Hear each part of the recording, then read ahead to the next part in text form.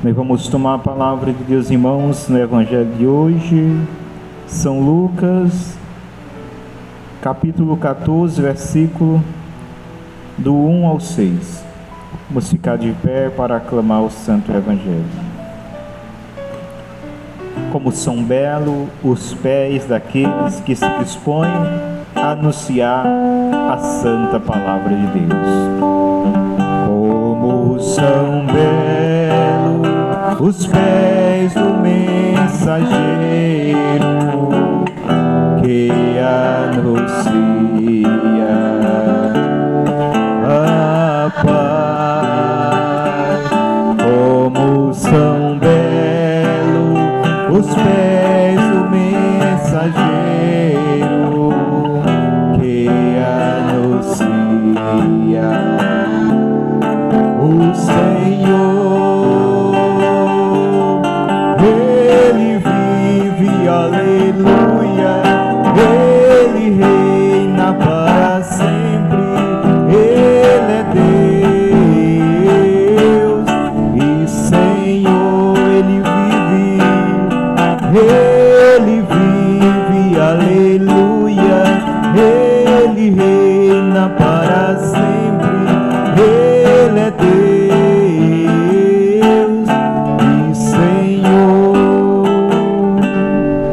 O Senhor esteja conosco. Proclamação do Evangelho de Jesus Cristo segundo São Lucas. Jesus entrou num sábado em casa de um fariseu notável para uma refeição. Eles o observavam. Havia ali um homem hidrópico. Jesus dirigiu-se aos doutores da lei e aos fariseus. É permitido ou não fazer curas no dia de sábado? Eles nada disseram. Então Jesus, tomando o homem pela mão, curou-o e despediu-o.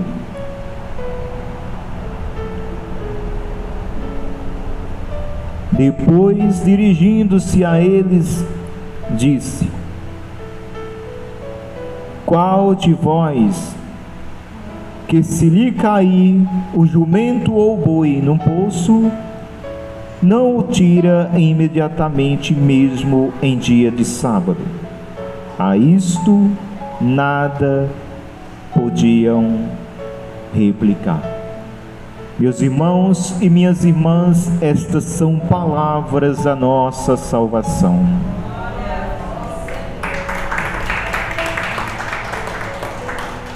Que as palavras do Santo Evangelho perdoem os nossos pecados e nos conduzam à vida eterna.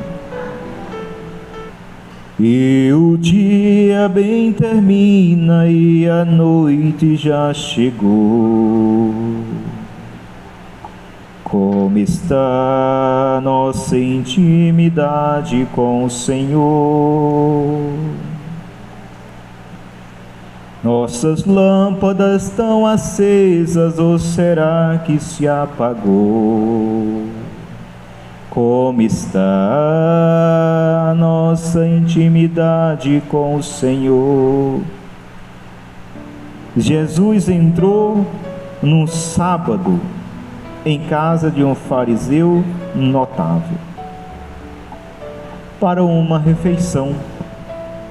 Meus queridos irmãos e irmãs, muitas vezes também nós estamos indiferentes à dor do outro. Muitas vezes está tão próximo de nós, mas não conseguimos ver, muito menos perceber. Jesus entra na casa desse fariseu, diz que um fariseu notável, né? Notável entendemos uma pessoa que, né, era bem vista, era de certa forma bem querida, era notável, né? Diferente deste pobre doente, que havia ali o homem hidrópico, e essa doença diz que ela gera muita dor. Quem tem, né? É um inchaço em certas partes do corpo ou em algum órgão, mas que isso causa muita dor. A pessoa, ela sente dor constante. Havia ali um homem hidrópico. Jesus dirigiu-se aos doutores da lei e aos fariseus. Então havia ali um homem doente. Jesus foi convidado à casa deste homem notável para um banquete. Quando Jesus entra ali, Jesus vê aquele homem. Quem é que primeiro Jesus vê? Aquele que não era notável, né? Olha o contraste. Jesus vai à casa do homem, como é que diz aqui? A casa de um fariseu notável. E Jesus, ele nota a presença de quem não é notável. Quem é? O homem doente. E diz a palavra: Jesus dirigiu-se aos doutores da lei e aos fariseus e fez essa pergunta: é permitido ou não fazer curas em dia de sábado? Eles nada disseram, ficaram calados. Gente, como é triste. Muitas vezes as pessoas, elas estão apegadas às suas próprias coisas, ou com o seu olho somente voltado para o seu umbigo, e não consegue ver às vezes o outro que está gritante de dor, de sofrimento. E muitas vezes nós que estamos na igreja, que não era diferente aqui, esse homem era notável, e ao mesmo tempo um fariseu notável que também era dedicado, porque para convidar Jesus à sua casa, era para ser um homem que de certa forma participava das coisas da religião da época. Mas infelizmente esse homem notável não notava aquele pobre doente que estava doente, mas não só em questão de notar, mas em questão de até ser contra. Ora, chegou Deus, Deus ali está, Deus pode libertar. Ninguém chega para dizer: Jesus, tem compaixão desse doente, mas eles vão agora dizer o contrário. Se não com palavras, com o silêncio da omissão. Jesus faz uma pergunta: é permitido curar no sábado? Eles ficam calados. O pecado da omissão, meus irmãos. Quantos de nós estamos pecando também por omissão? Por saber fazer o bem e não faz? Já diz a palavra: quem sabe fazer o bem não faz, peca. Quem vê seu irmão que vai cair no buraco e não alerta, não faz nada para o salvar, peca. Se aquele irmão morrer, Deus irá pedir conta da vida daquele irmão. E nós não podemos estar assim, tranquilos, acomodados. Não, é preciso que nós, como foi rezado, estejamos em constante conflito conosco mesmo, porque a palavra diz que o reino de Deus será conquistado pelos violentos. Mas não é uma violência de chegar aqui e quebrar as coisas, mas é uma violência dentro de nós contra o pecado. Eu não aceito a omissão, eu não aceito o pecado, eu não aceito aquilo que é ofensa a Deus, e aí nós começamos a lutar, e aí há uma luta constante, e essa luta ela é violenta, porque está em nós, está no ser carnal, a tendência e a inclinação ao pecado, desde o pecado original aonde nós caímos. Por isso é preciso fazer violência. Por isso, meus irmãos, nenhum de nós, sem a graça e a força do céu, conseguiremos agradar a Deus. É impossível que o homem agrade a Deus. É só pela graça do mesmo Deus é que nós podemos agradar a Deus. E Jesus, como disse, faz essa pergunta. Esses homens ficam dar o silêncio por resposta ao Senhor. Eles nada disseram. Então Jesus, tomando o homem pela mão, curou e despediu. Veja, meus irmãos, que Jesus não precisa do consentimento daqueles que são hipócritas, daqueles que são omissos, daqueles que silenciam porque não está nem aí com a dor do outro. Jesus, ele não se deixa para aí. Ele faz a pergunta, recebe um silêncio como resposta, mas ele não deixa de agir. Ele vai e sabe o que tem que fazer. Ele cura aquele homem e diz: volta para a tua casa. Volta para a tua casa. Tomando o homem pela mão, curou e despediu. Depois, dirigindo-se a eles, disse: qual de vós, que se lhe cai o jumento ou o boi no poço, não o tire imediatamente, mesmo em dia de sábado? Hipócritas. Meus irmãos, não pode curar ali um filho de Deus, não pode curar uma filha de Deus porque é sábado. Aí Jesus diz: vocês, se cai o teu jumento no buraco, no poço, lá no fundo do poço, porque esse filho de Abraão estava aprisionado, estava sofrendo com essa doença. Como diz, é uma doença que causa dor. Uma coisa é você ter uma doença aí, né, crônica, mas não causar dor. Outra coisa é você ter uma doença que lhe causa dor, meus irmãos. Isso é muito cruel, é muita dureza de coração não sentir a dor de quem está sentindo dor.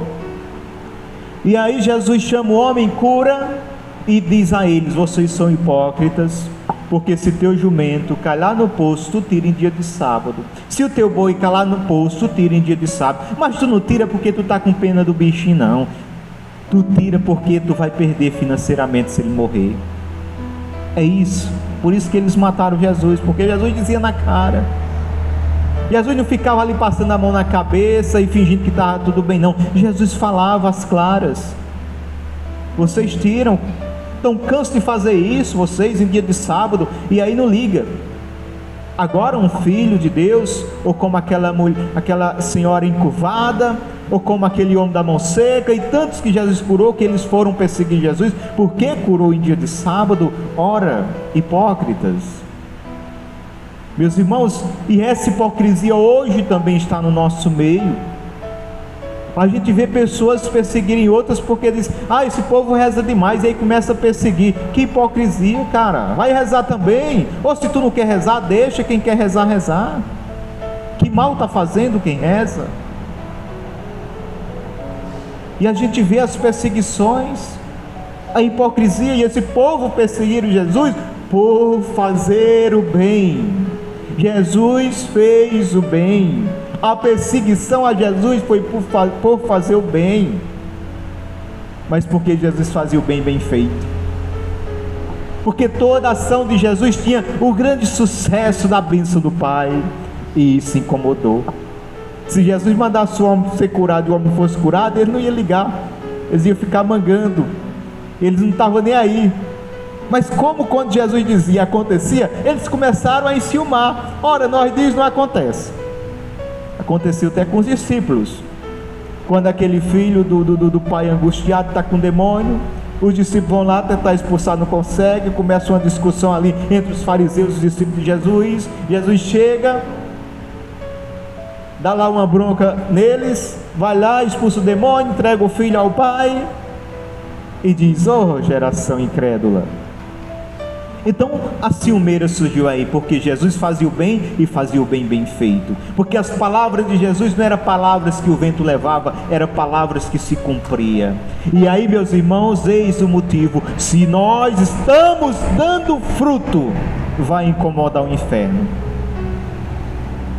Eu não digo fruto de capela cheia e multidão, não. Eu digo 1 ou 2 ou 3 que se converter, o céu faz uma grande festa. Está entendendo? Porque muitas vezes a igreja está cheia, mas nós não estamos cheios de Deus. Muitas vezes a igreja está cheia, mas nós estamos vazios de Deus. E é preciso nós estarmos cheios de Deus. Cheios de Deus. Se a humanidade entendesse e descobrisse o valor de estar na presença de Deus, meus irmãos, minhas irmãs, como as igrejas estavam cheias.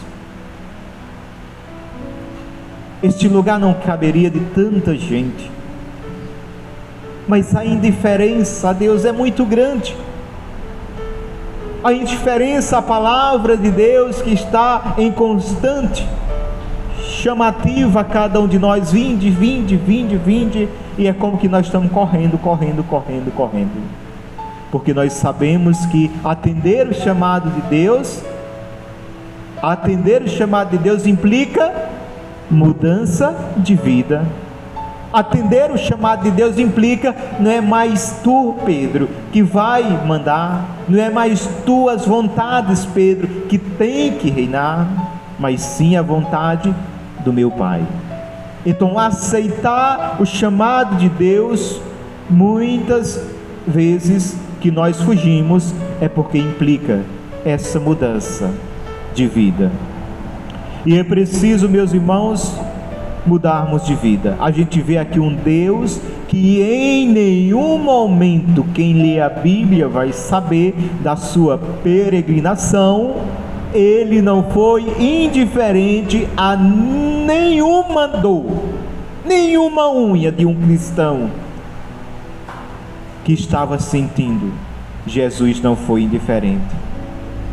Ele se compadeceu, mesmo daqueles que não era notável, como esse pobre homem estava ali, um homem notável, mas não notava ninguém. Chega Jesus na casa do homem notável, não nota primeiro o homem notável, mas nota aquele, presta atenção, vê aquele que ninguém estava vendo, e não só fica em ver, mas Jesus tem uma atitude concreta de uma ação de socorrer aquele homem, de curar, de libertar aquele homem daquela doença, daquela enfermidade.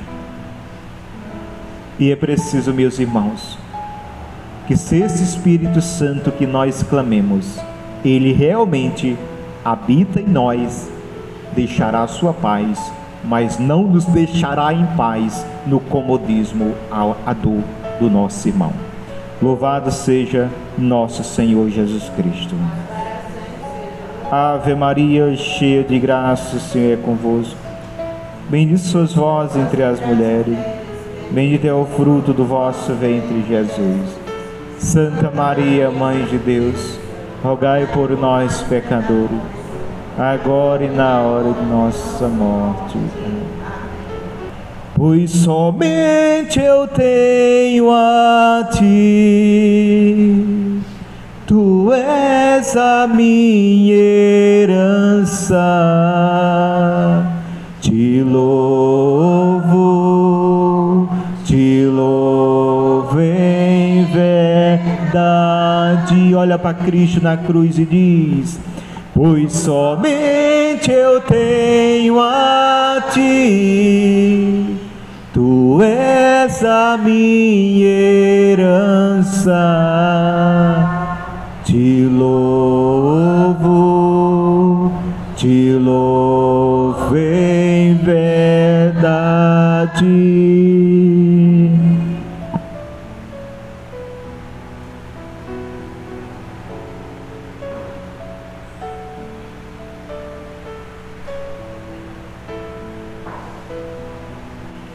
Nunca nos cansemos de louvar a Deus sempre,